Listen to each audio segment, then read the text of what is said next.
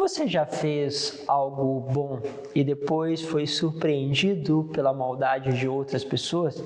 Afinal, o que eu faço diante disso? Vamos falar um pouquinho sobre isso na palavra de hoje.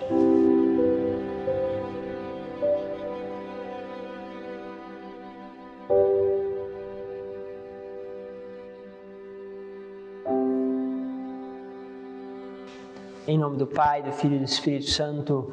Amém.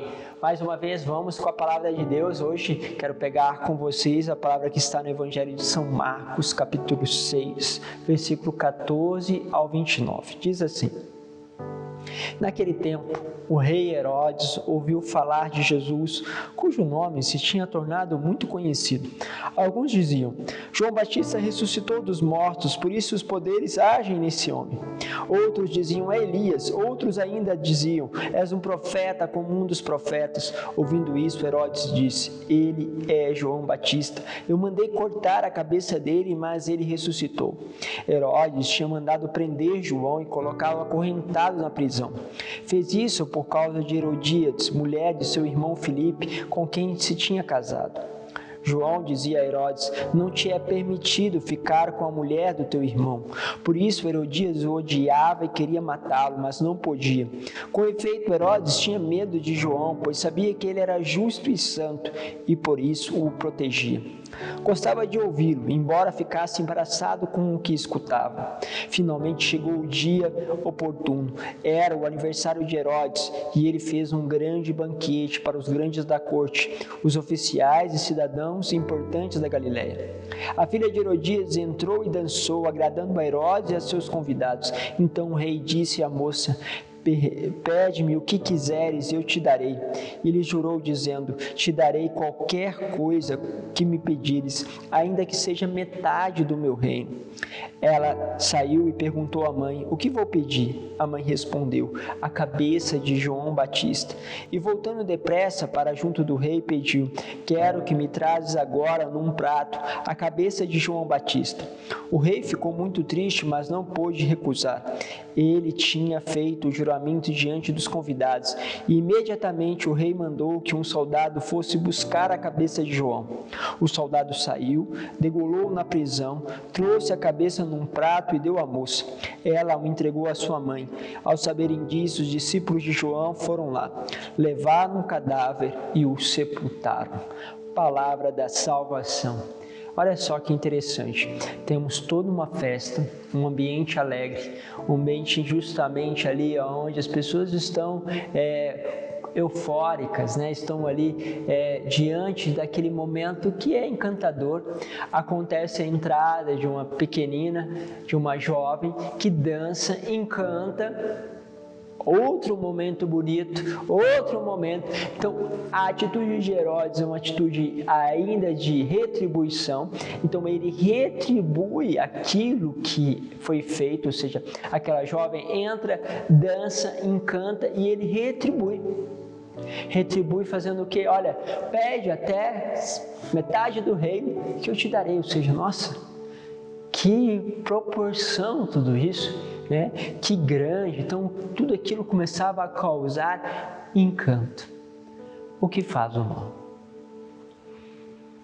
Essa pequena jovem vai até sua mãe, que neste momento não se importava com riqueza, porque a maldade era muito maior do que o desejo da riqueza. Olha só que forte, porque muitas vezes as pessoas procuram a riqueza, mas ela chegou ao ponto de que o coração dela preferiria a maldade do que a riqueza. Porque as palavras de João Batista eram tão ruins para ela, porque colocava ela nu diante do povo, diante daquilo que ela estava fazendo, que ela preferia a morte de João Batista do que justamente a metade do reino. Então ela pede, e aí vocês devem imaginar a cena de um lugar de festa, de encanto, que de repente alguém pede a morte de uma pessoa e esta pessoa tem a sua cabeça arrancada e trazida dentro justamente de um prato. Imagine aquela cena desta cabeça entrando naquele lugar, como se fosse sendo servida. Eu imagino que muitos devem ter transformado naquele momento a alegria em uma situação de terror. Porque mesmo aqueles que são maus, a maldade agride o outro. Alguns santos vão dizer o seguinte, que quando o mal, ao praticar o mal, tentar alguém, até mesmo eles têm dificuldade de ver aquela maldade. Porque aquilo é tão horrível que até o mal tem dificuldade de ver. E você vai percebendo isso, que até os maus têm dificuldade, a não ser que dentro de você tem um ódio muito grande. Bom, entra então essa cabeça a toda esta maldade que quebra todo aquele movimento que estava acontecendo. Ok, Padre, e agora? Essas coisas vão acontecendo na nossa vida. As pessoas te permitem, muitas vezes, você vai entrando em lugares, vai entrando em acontecimentos. Isso acontece de uma forma muito peculiar em falsas doutrinas, vai fazendo aquela festa, aquele encanto e de repente, pum, a maldade. Aquela coisa do pecado. Encanto, alegria, de repente aquele toque da maldade, né? Você vai vendo isso em doutrinas espíritas, em doutrinas como o satanismo, tudo isso vai acontecendo. Mas também de uma forma muito mais, vamos dizer assim, pequena no sentido de percepção do mal, acontece às vezes dentro de uma empresa, dentro de um relacionamento, se cria todas aquelas coisas, cria-se sempre aquelas expectativas, é um momento de festa e de repente uma pitada do pecado.